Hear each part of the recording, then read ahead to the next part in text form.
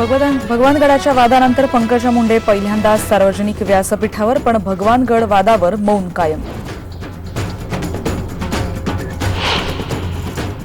महंत नामदेव शास्त्रींच्या भगवानगड परिसरातल्या 500 समर्थकांना प्रतिबंधात्मक नोटिसा. यंदा 10 पटीनं जास्त बंदोबस्त.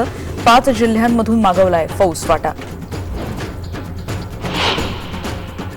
नाशिकमध्ये तणावपूर्ण शांतता. शिर्डीमध्ये नाशिक पुणे महामार्गावर रास्ता रोको. इंटरनेट सेवा 2 दिवसांसाठी बंद.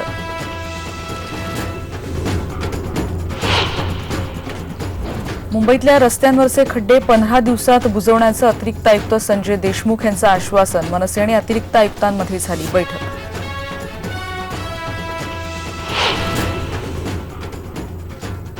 आणि सुरक्षा परिषदेत भारताची एंट्री आणि मसूद अझरवर बंदी शक्य नाही. चीनची पुन्हा एकदा भारताला चिथावणी.